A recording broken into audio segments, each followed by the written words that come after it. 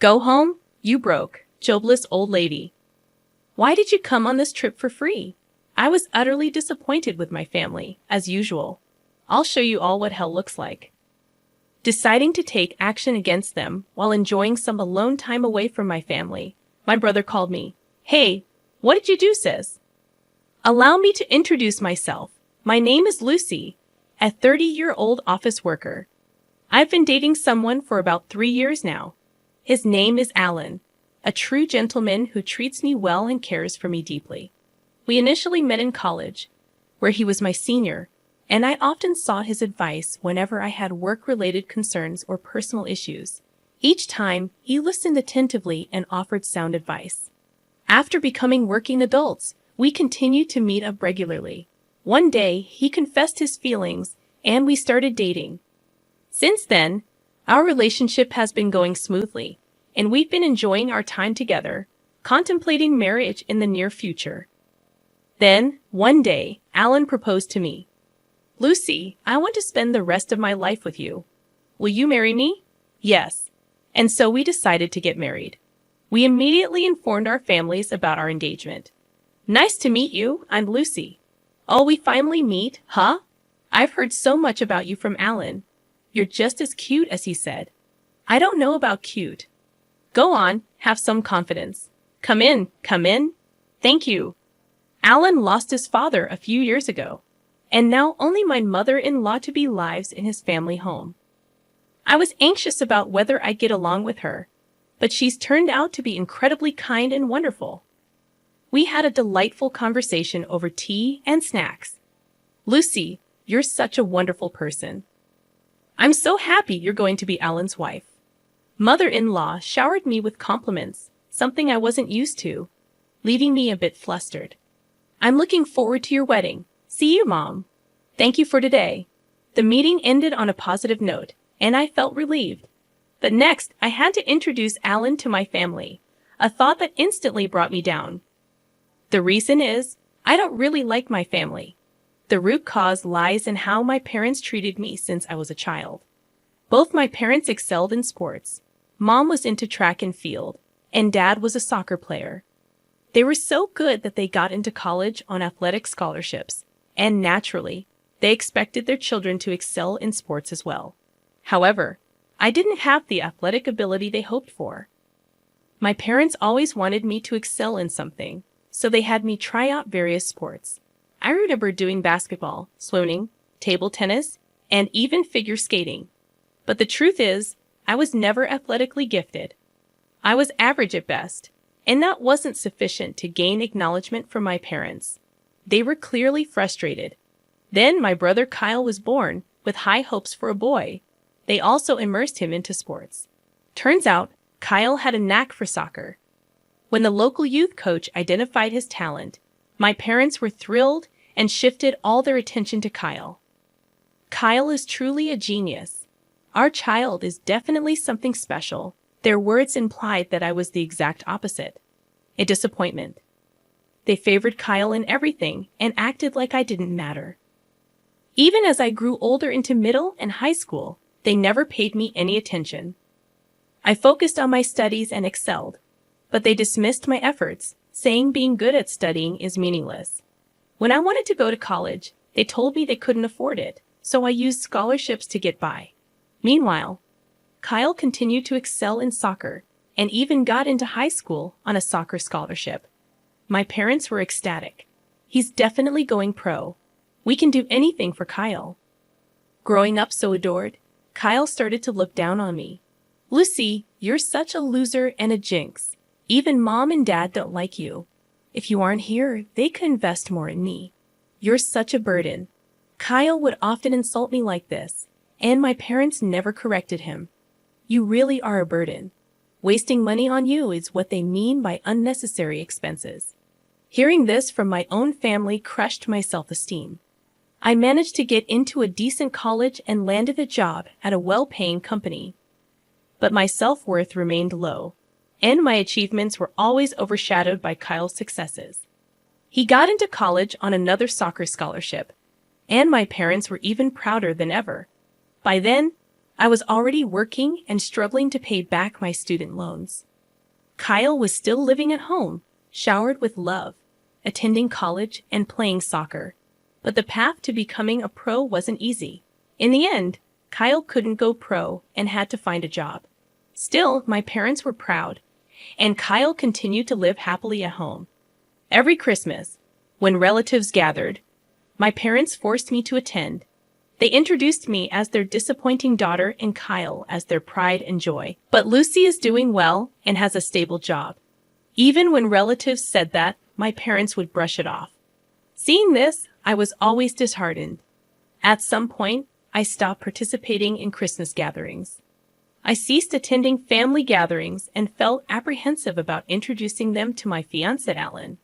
Despite being aware of my family's attitude, Alan still desired a family meeting.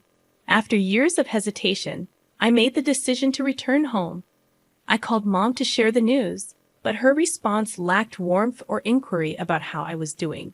It was disheartening, considering it was my first contact with her in several years. I'm getting married, and my fiancé wants to meet the family. Can we arrange that? I asked tentatively. Why should we go through such trouble? Just get married on your own, Mom replied coldly. Her response left me disappointed. Then I heard Kyle's voice in the background. Mom, who are you talking to? It's Lucy. She wants to have a family meeting because she's getting married, Mom explained. Really? Sounds fun. I want to see how lame her guy is. Let's invite them, Kyle chimed in. If Kyle says so, then fine, Mom relented. All right, you can come for the meeting. Feeling a mix of emotions after overhearing their conversation, I decided to visit my family on my next day off. Alan warned me to be prepared for the possibility of them treating us poorly. Yeah, I get it. But if that phone call was any indication, you've got quite the family, huh? Alan remarked. This isn't a joke. I've had a tough time with them. Sorry. But if we're getting married, I want to meet your family. We'll make it quick and leave, okay? I replied. And so we drove to my family home. No one answered the doorbell, so I used my key to let us in. As we entered the living room, I saw my family sitting on the sofa. I was surprised to see an unfamiliar young woman there, but I decided to proceed with introductions. Hi, everyone. It's been a while. This is my fiancé, Alan. Nice to meet you all, I said, introducing him. My family's reactions were unexpected. Wow, I thought Lucy would bring home some boring, unattractive guy, but you're actually decent. Kyle commented rudely, causing even Alan to chuckle awkwardly. Kyle, who's that woman next to you? Your girlfriend. I inquired, annoyed that Kyle had brought an unrelated woman to a family meeting we had scheduled in advance. She's my wife, Mia. We've been living here since we got married. Kyle dropped the bombshell. Wife? I was so shocked. My eyes widened. Wait, you got married? Yeah, last year. I had no idea. Kyle responded nonchalantly, while Mom looked annoyed at my reaction. You're so nosy. It's none of your business if Kyle got married. I was stunned to learn that Kyle had gotten married without informing me. Frozen in disbelief, I absorbed this shocking news until Dad addressed Alan. I'm not interested. But what do you do for a living? You're marrying Lucy, so it can't be anything impressive. But let's hear it, Dad remarked, pulling me back to reality with his words. I couldn't allow them to belittle my fiancé. Clenching my fists in anger, Alan gently restrained me. I apologize for the rudeness. Here's my card. Alan handed his business card to Dad, who initially looked dismissive, but then widened his eyes. You're a lawyer, Dad exclaimed. Mom, Kyle, and Mia were also surprised. Wow, this is amazing. Elizabeth, get some tea for our guest. Right, I'm on it. Wow, a real lawyer. So cool. The attitude of my family changed instantly. Lucy's fiancé would be a lawyer. You should have told us sooner. Is your salary really high? Buy me a designer bag for my birthday. Mia's audacity was surprising, especially considering it was her first meeting with Alan. Alan responded with a wry smile. You can't say such things to my fiancé, even though it's our first time meeting each other. We're going to be family, so let's get along, he replied calmly. At a meeting between both families, my parents and Kyle's family were very active participants. Even my mother-in-law seemed a bit taken aback by their enthusiasm. After the meeting, I apologized to my mother-in-law, but she had already heard from Alan. Don't worry about it, she said with a smile, which relieved me. My mother-in-law was genuinely a good person. 2 months later, Alan and I got married. My family, who had always been indifferent to me, all attended. After the wedding, they started contacting us frequently. Why don't you two join us for dinner sometime? We know a great restaurant, Mom would say over the phone, her voice full of enthusiasm. I suspected they were after Alan's money since he was a lawyer, but I wasn't falling for that. We're a bit busy, so we can't make it right now. We'll let you know when we can, I replied cautiously. All right, we'll be waiting. We're free any time, Mom said, her voice full of enthusiasm. I was thoroughly disgusted by their lack of genuine care for me. It was clear they only wanted to exploit my marriage to a wealthy man. After not contacting them for a while, Mom called again a few months later. When are you going to join us for dinner, Lucy? She asked in a cloying voice. Sorry, we're a bit busy, I replied, ready to hang up. But then Mom continued. We're planning to celebrate my half-century birthday. Your father and I did raise you through high school, you know. It wouldn't hurt to show some gratitude. I could sense her growing impatience for us to treat her well, but she had a point. I had paid my own way through college, but my parents had supported me until then. Maybe it was time to show some gratitude. As Mom turned 50, she invited us to join the celebration. All right, we'll join the celebration, I agreed reluctantly. Really? We're planning a family trip, so come along, Mom exclaimed with excitement. A family vacation, huh? I wasn't thrilled about it, but then I thought it could be a chance to spend some quality time alone with Alan. When I mentioned it to Alan, he agreed, so we decided to join the family trip. When I told Mom, she was ecstatic. Could you handle the reservations? I'll send you a bunch of URLs for hotels and plans, she said eagerly. Reluctantly, I checked them out. They were all for luxury hotels and high-end restaurants. How extravagant did she plan to be? I was annoyed by my family's endless demands, but figured this might be a one-time thing, so I went ahead with the bookings. When I called to say the reservations were complete, Mom was overjoyed. I can't wait. Thank you, she exclaimed. Finally, the day of our half-century family vacation arrived. We planned a trip to Florida. We boarded the plane, and everyone seemed excited. Both my parents and Kyle's family seemed to be having a lot of fun. Upon landing, Alan and I told the family we'd go our separate ways. They tried to get us to shop for souvenirs with them, but we dodged that bullet and went off on our own. We agreed to meet up for dinner at the high-end restaurant we had booked. Time flew by as Alan and I enjoyed seeing the sights, and then we arrived at the restaurant where our parents and Kyle's family were already waiting. You're late. Well, we still have 10 minutes until our reservation, Mom said. Suddenly, Mom and the others changed their tone. We weren't talking to you. Well, we have business with Alan, not you. Thank you for covering the cost of this fancy dinner and hotel stay, they remarked. Alan was confused, and Kyle and the others turned to me. You're done here, Lucy. You don't deserve any of this, you parasite, they shouted. What are you talking about? I asked in confusion.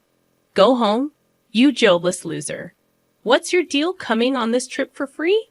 Their words stung deeply. I was utterly disgusted by my family's behavior. It became evident that they intended to exclude me from the start. You'll regret this, I whispered to Alan. Fine, I'll eat now, I said aloud. Our parents and Kyle's family looked smug as they entered the restaurant with Alan. Quickly, I made other arrangements. Fortunately, a good hotel had a cancellation, so I booked a room and checked in. I relaxed in the lounge with a great view, sipping coffee when Kyle called. What did you do, Lucy? What do you mean Alan's gone? He interrogated. I have no idea, I replied calmly. He's usually clueless but sharp when it matters. Sure, but it's no big deal. I told him I'm staying at another hotel, so he should join me. You're kidding. Alan left before the food arrived and never came back. We had to pay the bill, Kyle explained. Well, it's Mom's special celebration, isn't it?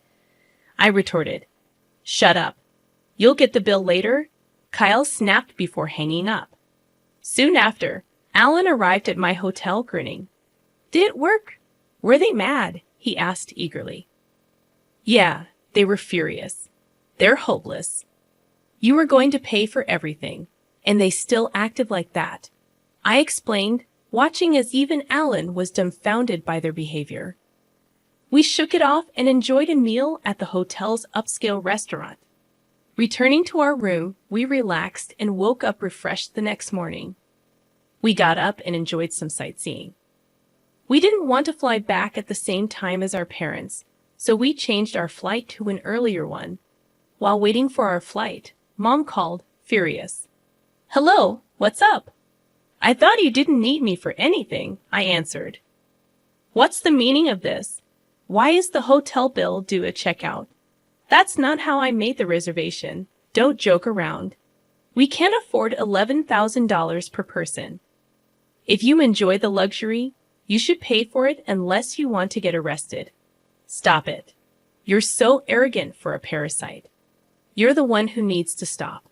She ranted angrily before I ended the call. I had planned to cover all the expenses for this trip as a gesture of gratitude for all the years of support you've given me. But you messed up by kicking me out, I expressed, a hint of disappointment in my tone. Wait, you were going to pay for all this? Mom's voice betrayed her surprise. That's what I've been saying. There's no way you could afford that, Dad interjected skeptically. Don't underestimate me. I work at the headquarters of a major corporation and even serve as a manager. I earn significantly more than Dad and have substantial savings, I explained firmly. Really? Mom was left speechless. But at that moment, it didn't matter anymore. I had decided to cut ties completely. I have to board the plane now, so goodbye, I declared, feeling the need to sever the conversation. Wait, hold on. Mom's voice trailed off as I hung up and promptly blocked all their numbers. Luckily, they didn't know where we lived or worked, so they couldn't show up unannounced. However, my foolish family decided to storm the law firm listed on Alan's business card. They caused a scene, demanding to see Alan and disrupting business. Kyle even broke some office equipment, leading to their arrest. After splurging on the family trip, they now had to pay damages and fines. Both Dad and Kyle were fired from their jobs, and now they're all working part-time jobs, living in poverty, and constantly fighting. Talk about getting what you deserve. Meanwhile, Alan and I continue to live happily. I'm pregnant, and we recently celebrated the birth of our beautiful daughter. With my mother-in-law, I plan to cherish my family, Alan, my mother-in-law, and our daughter, and live a joyful, fulfilling life.